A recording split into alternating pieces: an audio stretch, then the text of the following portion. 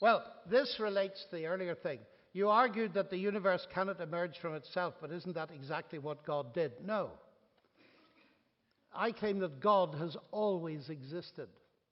I used to go to Russia a lot, ladies and gentlemen, and it's very interesting. In fact, I find I can understand a little bit of your language, just a little bit, as I listen to it. And in the Academy of Sciences, I used to meet this question, who created the creator? Didn't the creator emerge from himself and all this kind of thing? And I was fascinated about that because in those days, when I said to them, well, tell me about the universe, many would say it's always been there. Oh, I said, you do believe in something eternal then. So why do you have a difficulty in believing in an eternal God? Is your problem with believing in an eternal person?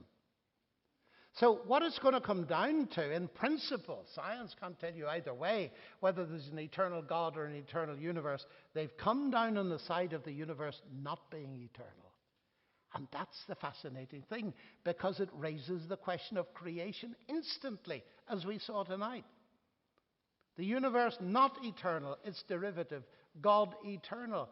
And why would one come to believe that? Well, the first thing is, does it make sense? Does it make sense of the evidence? And that would lead me, and will lead me in a minute or two, onto more specific questions of how we conceptualize God. Because one of these questions here, somewhere in the middle, I noticed, said, well, you know, if you think of the scientific argument, you get, well, perhaps you get to an intelligent God, but can you get any further than that by studying nature? My answer to that is not very much further.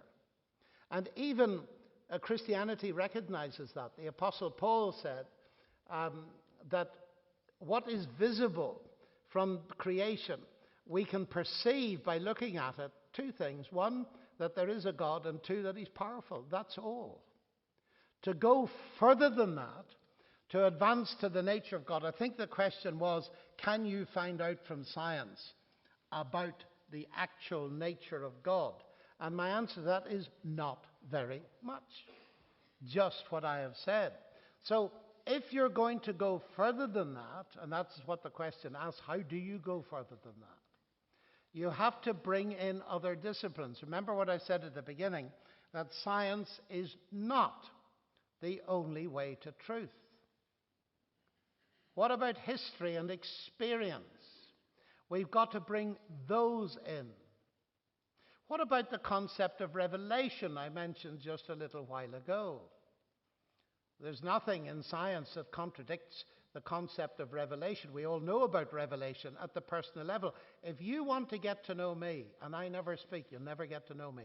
You can put me under the most powerful scanning, tunneling microscope that you've got. You'll never get to know me unless I reveal myself. And so the big question here in this kaleidoscope of questions is, if there is a creator, has he spoken? Has he revealed himself? Now, of course, you know as well as I do that the central claim of Christianity is that God has spoken in a very specific way.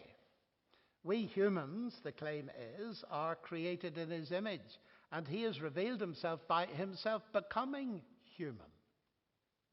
Oh, you say, how absurd. How absurd. Surely you don't believe that.